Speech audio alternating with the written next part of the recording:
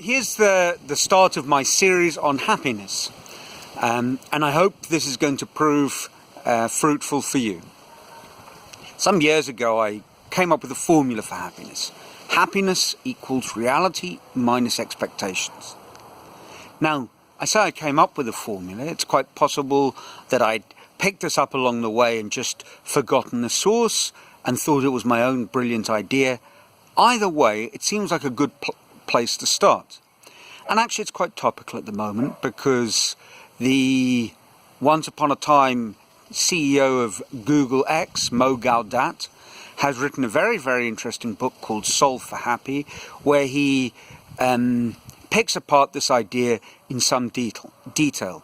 You know, I'd recommend buying the book and reading it, and if you don't find the book, a quick search on YouTube will find a number of very interesting talks where he goes into his ideas in more detail. Anyway, the formula really suggests the following. You know, our happiness is basically a byproduct of what's happening being better than what we thought would happen.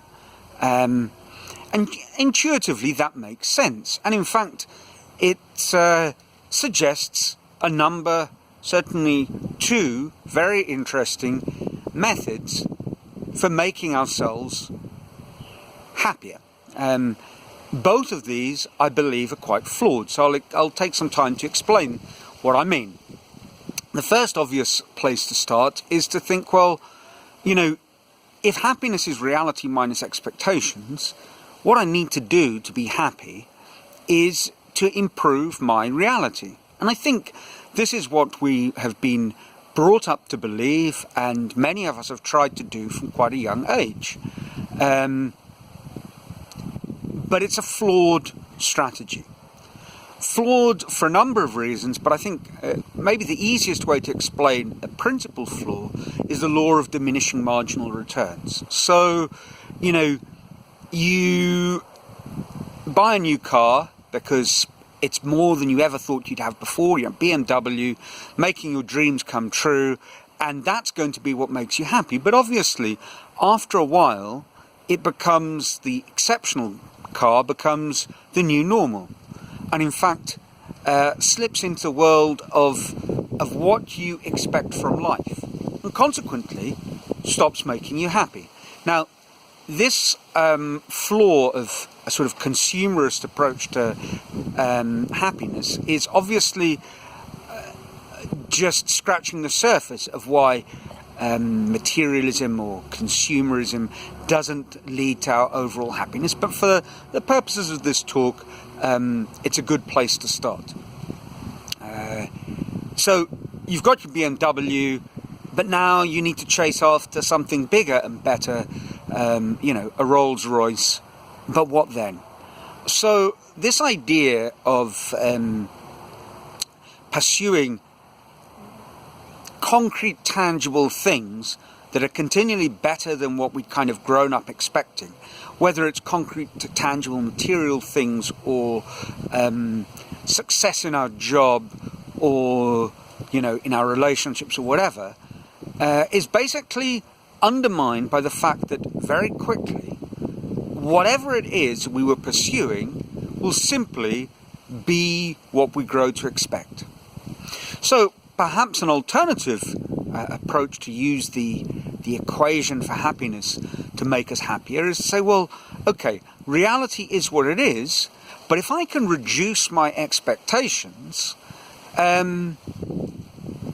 well, I'll just be happier, because reality will stay as it is. But if I continually expect less, I'll continually be getting more and I'll be happy.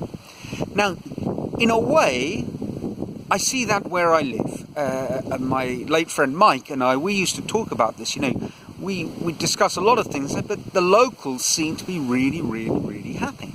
You know, so maybe they're onto something that we aren't. But I suspect that there's an element of them being caught up, some of them being caught up in this sort of low expectation game.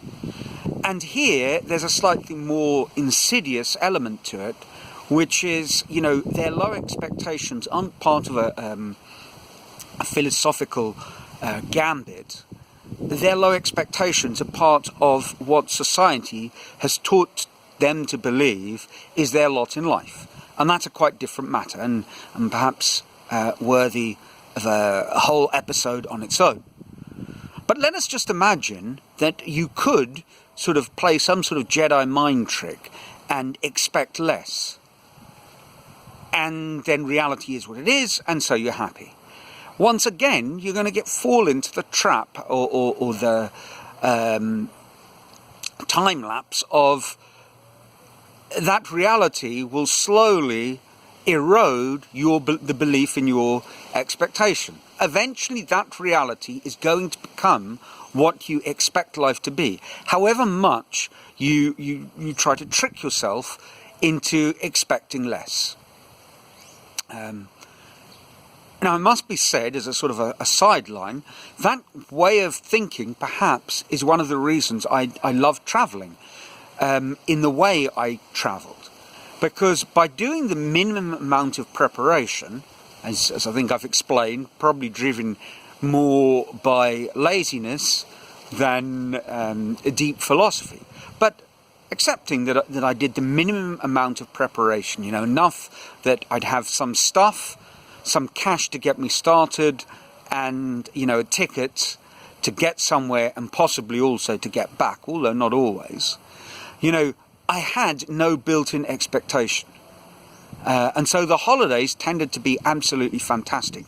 Whatever went wrong just became part of a wonderful experience and a plethora of amazing stories to regale people with in the bar afterwards. And, as you know, I'm kind of fond of that. So it isn't a strategy without some sort of application. But in terms of a lifelong strategy, I think it fails. So perhaps what we need isn't to try and have a better reality, and it isn't to dampen our expectations. Perhaps what we need, and I think this is maybe, without spoiling the thrill of the book, this is at the core of what Mo's talking about in Soul for Happy. Perhaps the key is just eliminating expectation entirely. And the way to do that is, I think, in modern thinking and equally in ancient wisdom, is through some sort of mindfulness practice.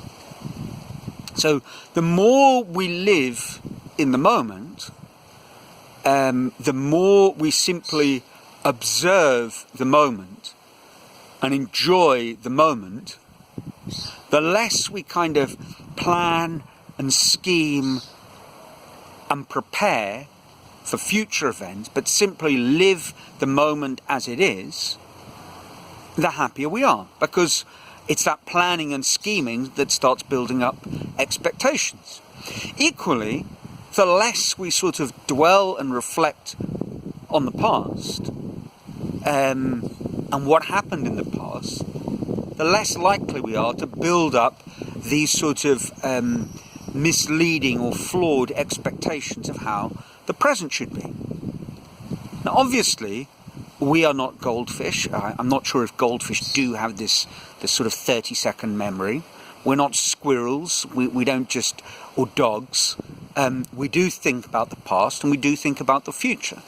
And reflecting on the past and having happy memories is a fantastic thing. And planning for the future, I think, helps us build a fulfilling life.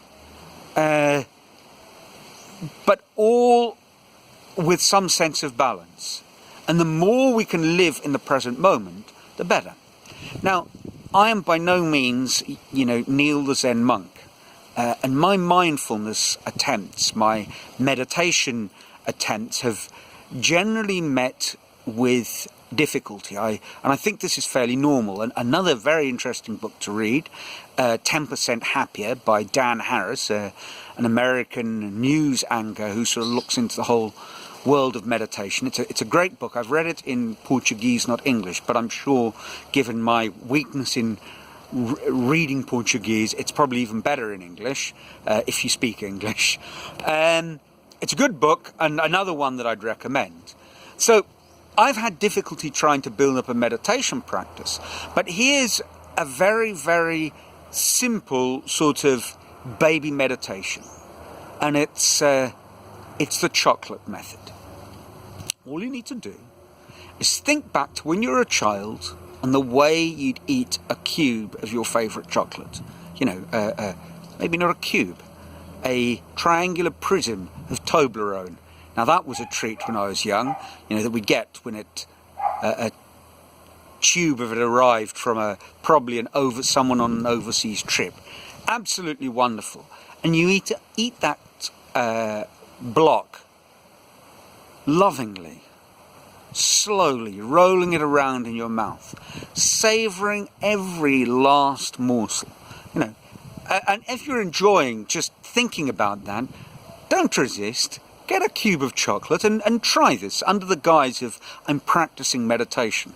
Because, I mean, I think that's the heart of what mindfulness is. It's just being totally caught up and enjoying the moment. Now, it's a long leap from enjoying a cube of chocolate to feeling the same way about washing the dishes. But I venture to add that it's a long way, but it's maybe something that we need to work towards. Another sort of meditative idea that I've tried, and this is perhaps harder to do than it sounds, and I actually gave it once as a maths homework. The kids were well ahead. It was a very, very good class, and they were well ahead of their peers. So I said, look, there's no need to do any homework this week. I'm going to set you a tough task. I said, wow, what is it? Right. You've got to take your iPods, find a comfortable chair, pick out your absolute favourite, all-time favourite song. I want you to get it ready, hold your finger above play, make yourself comfortable, put your earphones on, shut your eyes, and then press play. And your homework is to listen from beginning to end to that song and just listen. Now, I think it's safe to say it was a Friday homework. Most of the class did absolutely nothing. But two very, very bright, very, very serious-minded and interesting, I think they must have been about 14 or 15 at the time, kids came back on the Monday and said, that was so difficult. You know, we love music, we love the song, but just listening 3 minutes to a song without other thoughts popping into your mind, without your mind drifting off, it was harder than we thought. Now, I'm not sure if this made any difference to their maths ability. I don't think so. But I think it was a good experience, and I think it's one worth trying. Certainly something that I started to do in my sculptural practice. You know, I pop a song, and I always listen to music, and after about an hour and a half, I take a break, listening to a favourite sort of piece that kind of puts me in a good place. And it works. So, there we go. Episode 1. You've got 2 bits of homework, boys and girls. Eat a piece of chocolate and listen to your favourite song. And when you've done that, let me know what you think. And until next week, ciao.